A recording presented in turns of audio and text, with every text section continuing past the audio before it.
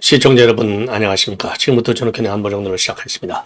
자, 이번 시간에는 우리 정국이 말이죠. 사상 초유의 예산 탄핵. 그러니까 이제 자기네 멋대로, 민주당이 자기네 멋대로 예산을 가막해서 단독 통과시켜가지고 이제 국회 본회의에 넘기려고 이런 작태. 여기에 대한 비판 여론이요. 정말 치솟고 있고요. 그리고 또 하나는 이제 감사원장에 대한 탄핵. 이것도 사상 초유의 일이 벌어지고 있습니다. 여기에 대해서 정부 여당이 화가 났지만 지금 192석 앞에서 무기력해요. 자, 이럴 때야말로 우리 국민의힘이 정말 뭔가 입으로 싸우는 게 아니라 입도 제대로 안 싸워요. 페이퍼 써준 거 그냥 읽기만 하고 말어. 이런 국민의힘이 한심한 거예요. 정말 저도 이런 국민의힘 앞에 두고 민주당 비판하고 싶지 않아요. 국민의힘 하는 거 봤어요? 아니 1인 시위라도 하는 거 봤습니까? 삭발투쟁이라도 하는 거 봤어요? 입으로만 해요. 입으로. 입도 싸우는 입이 아니라 페이퍼로 보좌관들이 참모진들이 써준 거 읽기만 해요. 읽기만 하기가 바빠. 야, 이런 인간들이 국민의힘 의원들이에요. 이런 인간들 가지고 이런 인간들 믿고 대통령이 국정 운영하니 지지율이 올라가겠습니까? 야당한테 대통령 발언이 먹히겠습니까? 열이 받아요. 그래서 오늘 말이죠. 보니까 이 예산 탄핵, 예산을 삭감해서 단독으로 의결한 거에 관해서 모든 언론이 아주 그냥 난리가 났습니다. 전부 비판 일변도예요. 예.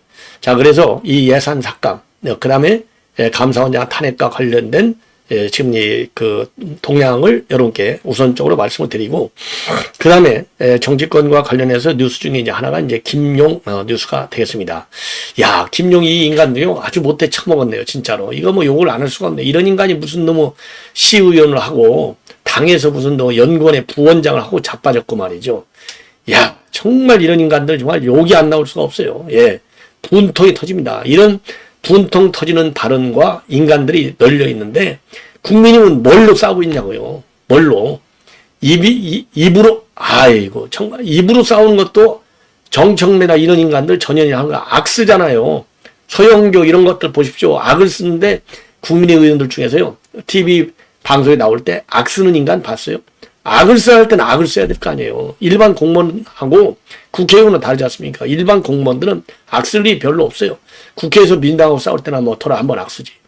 근데 국민의힘 의원들은 매일같이 악 써도 지금 힘이 부족한 판인데 우리가 지금 192석 앞에서 무슨 대책이 있느냐? 이러고 페이퍼로 읽고만 말아요. 읽고만. 그러니까 제가 저를 비롯해서 우리 자유우파, 우리 유튜버들이 정부 여당 도와주겠다고 그야말로 열분을 다 토하고 분노를 하고 그래도 우리 유튜버들은 욕을 할 수는 없잖아요. 물론 뭐 욕하는 사람도 물론 있죠.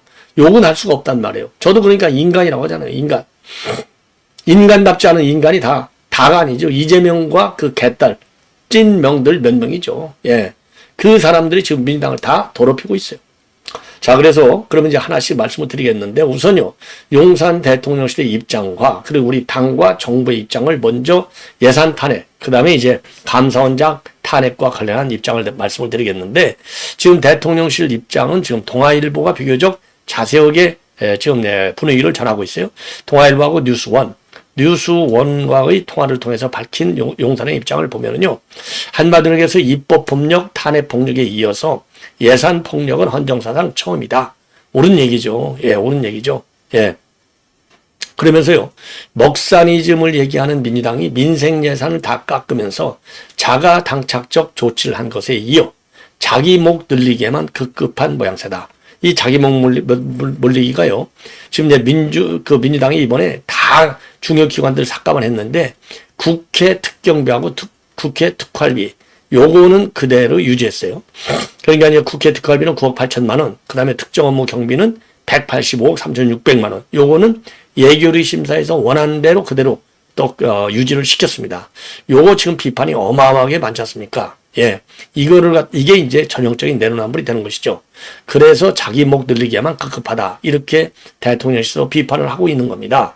이거야말로 내로남불의 전형이 아니겠습니까? 자, 그래서 야당이 마음에 안 드는 기관은 손발을 다 잘라 놓으려고 한다. 기관들이 활동하지 말라는 것이다. 예. 그러니까 특히 이제 이 노동 이런 4대 개혁, 그 다음에 이제 의료개혁까지 하고 있는데 이거 다 하지 말라는 거나 마찬가지지 않습니까? 예.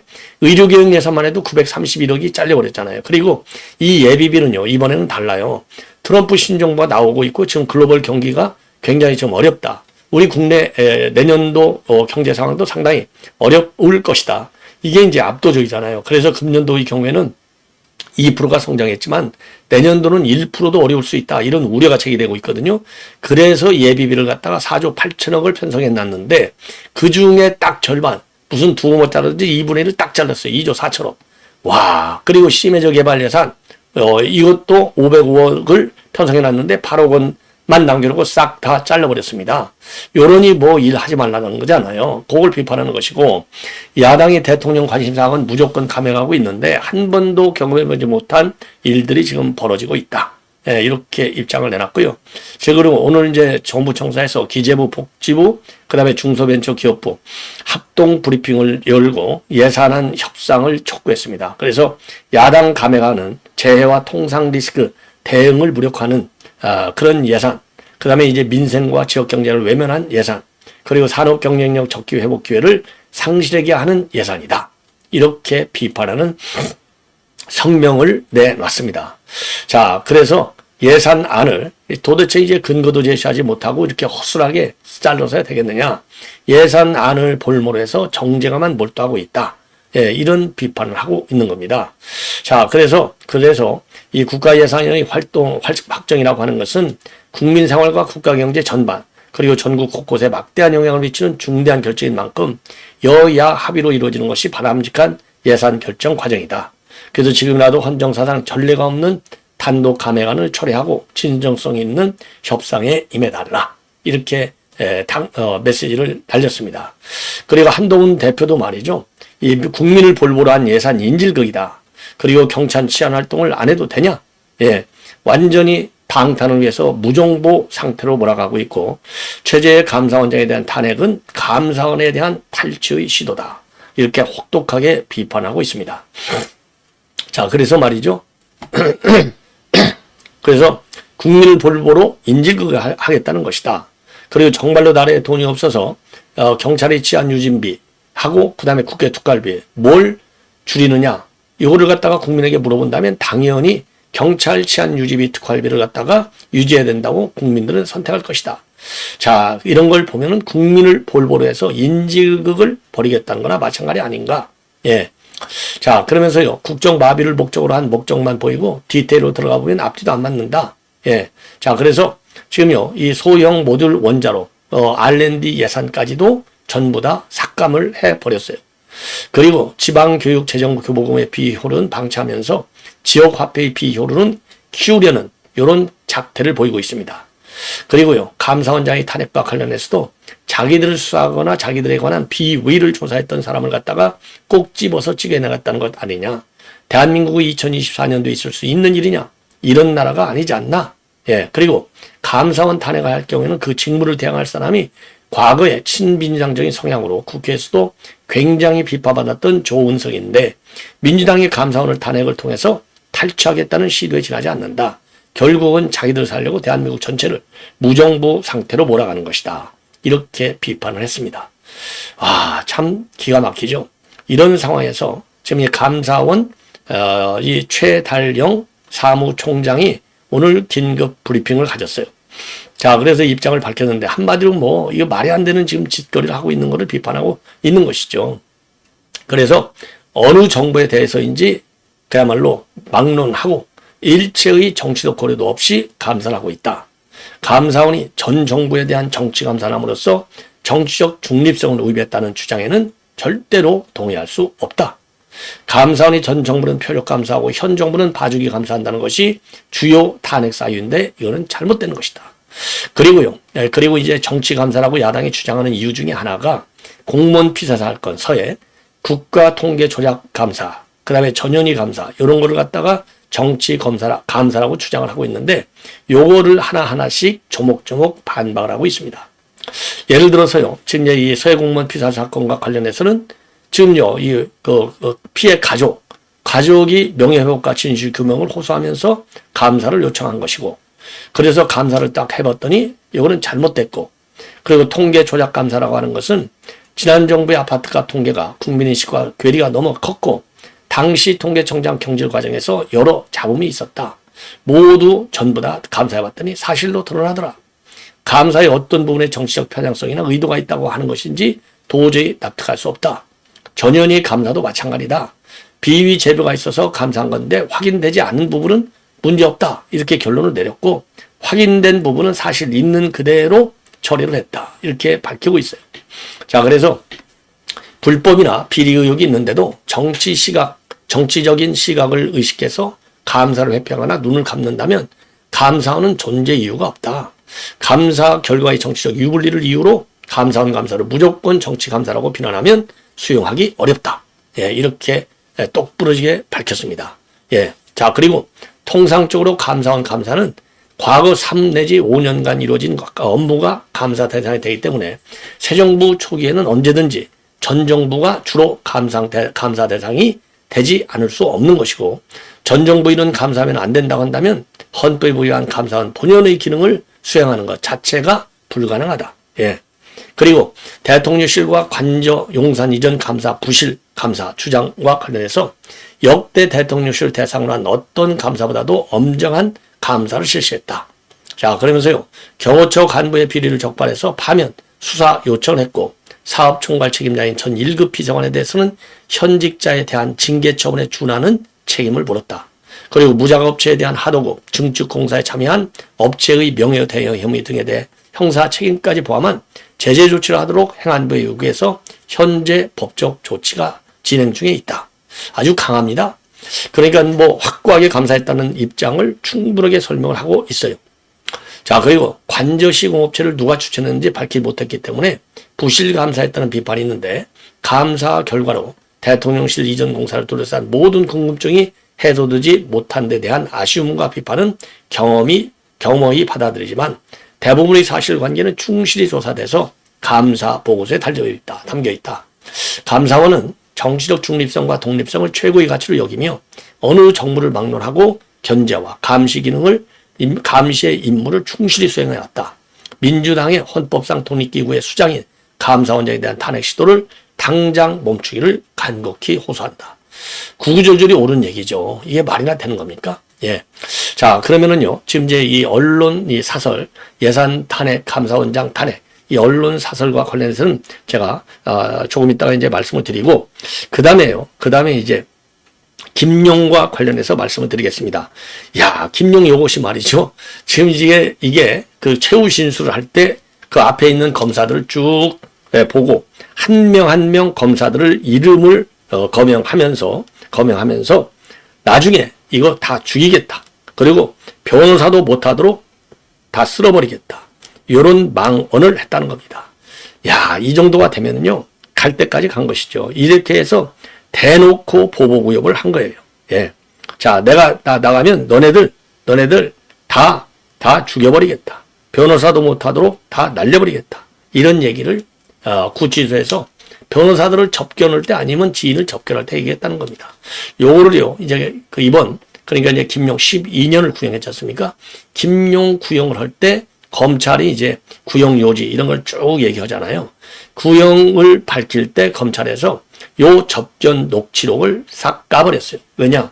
구치소에서 접견할 적에는 전부 다 녹음을 하지 않습니까? 그러니까 무슨 얘기하는지 다 듣는 거예요.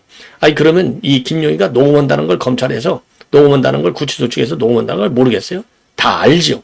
이 얘기는 그야말로 살아있는 검찰 내가 죽이겠다 이겁니다. 왜? 내 뒤에는 이재명이가 있다 이거죠. 이재명이 지금 대통령이 지금 1등으로 간다는 거죠. 자, 그래서 이거는요. 지금 이제 이재명이가 탄핵과 특검을 통해서 검사와 판사를 압박하고 있는데 아예 이건 대놓고 검찰한테 들으라고 대놓고서 협박하는 거예요. 야, 이 정도가 되니 이게 김용희 누굽니까? 이재명이가 측근이라고 하면 김용과 정진상 정도는 돼야 된다. 요런 인물 아니겠습니까? 요런 인물이 아예 대놓고 협박을 하는 거예요. 협박 정도가 아니죠. 예. 이 이유는 바로 뭐냐? 이재명의 민주당이 대놓고 협박 예산 탄핵까지 하고 있지 않습니까? 그래서 강공으로 나가야만이 그러니까 이제 김용희가 김용치 입으로 지 방탄을 치는 겁니다. 야, 참 이런 보복의식을 갖고 있고요. 그리고 이게 이제 일종의 보복인데 이재명이도 보복에 대해서는 선수예요. 과거에도 이재명이가 뭐라고 그랬냐면 보복은 잔인하게 해야 된다. 정치 보복은 잔인하게 해야 된다. 이렇게 얘기했거든요. 그리고 강도들한테 화해를 할 수 있느냐. 그러니까 검찰이 강도라 이거죠. 그래서 이제 불법 부정을 저지른 인간들한테는 잔인하게 보복해야 된다. 이런 얘기를 했거든요. 그러니까 요 인간들이 전부 보복 심리를 단단히 가지고 있는 거예요. 굉장히 중요한 물증이 되는 겁니다. 자, 그래서 요 김용의 녹취 파일이 지금 많은 파장을 야기하고 있어요. 예. 자, 그래서 그거를 갖다가 그거를요. 그거를 지금 이제 우리가 요거를 보더라도 이재명의 보복 심리가 지금 하늘을 찌솟는다. 왜냐면은요. 지금 이게 김용희가 지금 징역 5년을 선고받고 1심이 끝났고 그 다음에 2심 항소심에서 검찰이 12년을 구형을 했거든요. 그러니까 1심에서 5년 떨어진 거 12년 떨어진 거 이걸 보면은 뭐 김용희가 모르겠습니까? 1심에서도 똑같이 12년을 선고했는데 자 그래서 문제가 참 굉장히 심각하다. 그래서 이런 보복 심리에 우리가 지금 이재명이가 얼마 전에 자기는 그랬잖아요. 자기는 보복 안 한다. 이렇게 거짓말 했지 않습니까? 이게 얼마나 거짓말인지. 자, 그래서 말이죠. 그래서, 지금 문제가 굉장히 심각하다. 문제가 굉장히 심각하다. 이런 점을 말씀을 드리고, 자, 그러면요. 이재명이가 얼마나 보복 심리를 가지고 있는 인간인지를 여러분께 말이죠. 과거에 성남시장으로 있을 때 했던 얘기를 여러분께 틀어드리도록 하겠습니다. 한번 보시죠. 얼마나 심각한지. 진짜 안타까운 점인데, 저는 권력 행사는 잔인하게 해야 된다고 생각하는 사람이거든요. 좋은 방향으로. 용서나 화해, 화합은 잘못을 뉘우치고 책임지고 반성한 사람하고 하는 거예요. 그리고 강도하고는 화해하는 게 아니야. 불법 범죄를 저지르는 부정이 불합리한 집단 인간들하고는 화해하는 게 아니라는 거죠. 100만 원을 훔치겠다는 인간한테 합의해가지고 타협해서 50만 원만 훔쳐라. 10명을 죽이려고 하는 정책을 만드는 인간한테 5명을 죽이는 정책을 만들어라. 이렇게 합니까? 그건 목숨 걸고 막아야 되는 거죠. 죽도록 싸워서 깨야 되는 거예요. 그래서 저는 권력은 잔인하게 행사해야 된다. 주어진 그건 의무라고 생각해요. 좋은 방향으로. 나쁜 쪽이 아니고. 그런 면에서 저는 너무 이렇게 하면 자, 이 정도로 말이죠. 이 정도로 잔인한 지금 보복 의지를 가지고 있음을 스스로 실토하고 있는 거가 되는 거예요. 그러면서 최근에 자기는 보복을 안 한다? 이렇게 얘기했거든요. 정치 보복은 내가 끊겠다. 이 얘기는요. 나까지는 정치 보복을 하겠다. 요 얘기나 마찬가지예요. 이게 얼마나 무서운 얘기가 됩니까? 자, 그래서 요 보복과 관련해서요. 제가 요 보복과 관련해서 지금 최근에 이 사설을 하나 지금요. 그러니까 이제 조선일보에서 지금 오늘 사설이 나왔네요. 정치 보복 끊겠다는 이 대표의 보복 정치. 요거를 이제 지금 하고 있는데 요 사설이 굉장히 되어 있어요. 이 보복 정치하는 게 지금 예를 들어서 예산 탄핵하는 거 이것도 보복 정치지 않습니까? 예산 탄핵. 그다음에 검사 특검. 그 다음에 대통령 하야, 이거 전부 보복 정치예요. 그러니까, 나로서 보복 정치의 끝을 내겠다. 끊어버리겠다. 얘기는, 내가 참 보복 정치를 끊어버리겠다. 최근에 이제 그렇게 얘기했잖아요. 그 얘기는, 나까지는 내가 보복하겠어. 이 얘기나 마찬가지예요. 이게 얼마나 무서운 인간입니까? 그러니, 그렇지 않습니까?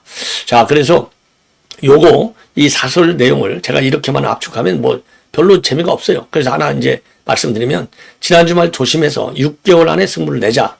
요 발언을 갖다가 이제 김민석이가 했지 않습니까? 요 얘기는 내년 상반기 안에 김여사 특검하고 그 다음에 윤 대통령 탄핵 이거를 통해서 판을 뒤집겠다는 뜻이다. 그리고 6개월이라고 시한을 내세운 것은 선거법 2, 30, 6, 3, 3이잖아요. 그러니까 3, 3은 6개월이잖아요.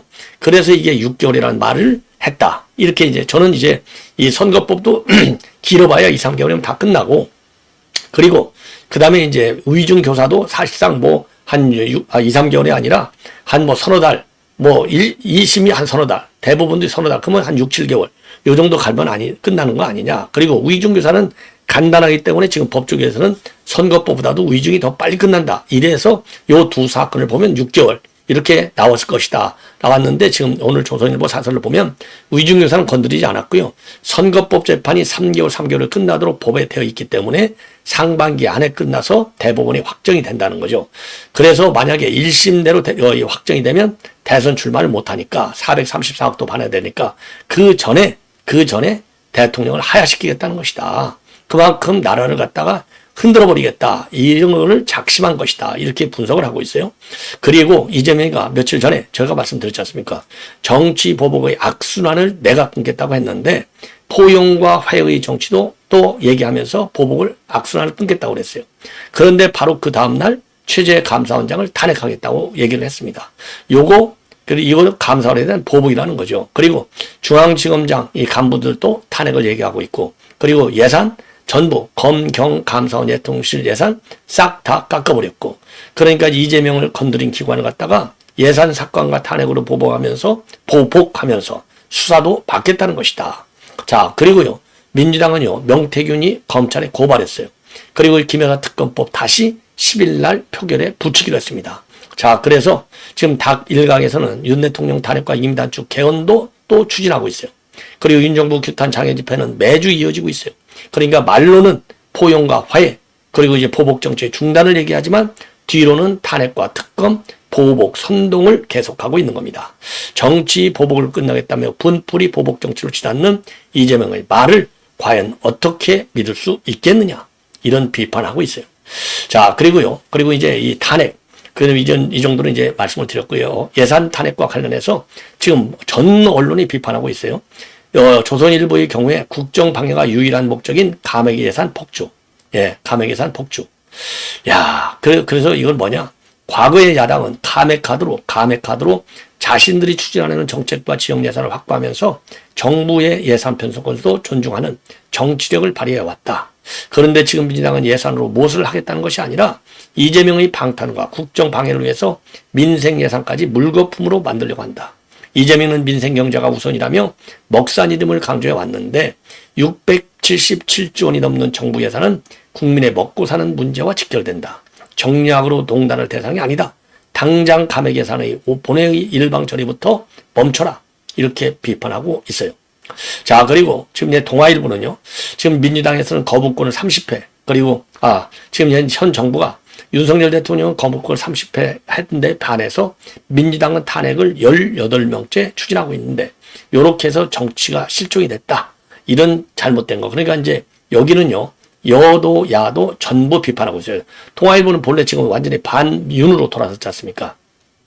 자, 그러니 지금은 각자 입법권과 거부권 등만 내세울 뿐 일말의 양보도 타협도 찾아볼 수 없는 지경이다. 서로 정치적인 사활을 건 싸움 속에 상대의 사법 리스크를 키워서 정치적 자격을 줄 궁리만 하고 있다. 예, 이런 식의 정치적 부재에 민생도 실종되고 있다.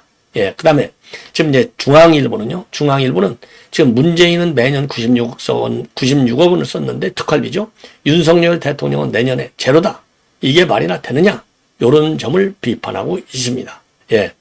자, 그래서 이제, 그야말로 이제 민주당이 이거를 문재인이가 연평균 96억 원 문재인 정원의 특활비를 편성했는데 이는 역대 정부 최저수준이다. 이렇게 박수현 당시 청와대 수석이 2022년도 3월에 자랑을 한 바 있어요. 예. 그런데 연간 96억 원을 썼는데 윤 대통령은 82억 원. 한 푼도 못 쓰게 하는 거. 이게 도대체 말이나 되는 것이냐. 그래서 이러한 이 감액 예산안 일방 처리는 이재명 방탄을 위한 정치 공세라는 비판을 면하기가 어렵다. 그리고 민주당은 예산뿐만 아니라 감사원장과 중앙지검장의 탄압까지 추진하면서 사정 당국을 옥죄고 있는데 이재명이 살리자고 조폭, 마약, 딥페이크 이런 일반 범죄 수사까지 지장을 준다면 피해는 국민에게 돌아간다. 그 이재명은 얼마 전 서로 공존하는 정치가 되면 좋겠다. 그게 진심이라면 예산안 단독 처리는 적고 여당과 대화에 나서라. 그리고 여당도 정치적 현실을 고려해서 민주당 요구 중 일부는 전향적으로 대처할 필요가 있다. 우원식도 친정에 끌려다닐 게 아니라 여야가 합의안을 하도록 막후 중재에 힘써야 한다. 이렇게 입장을 내놨어요. 자, 이거 참 큰일 났습니다. 예, 시청자 여러분. 자, 그래서 이거는요, 지금 국민의힘이 저렇게 싸움할지도 모르고 전부 입으로만, 그것도 페이퍼로만 싸우고 있는 국민의힘, 요거 국민의힘도 단단하게 우리가요 비판해야 됩니다. 시청자 여러분, 안 그렇습니까? 예, 이걸로 본 방송은 마치겠습니다. 대단히 고맙습니다.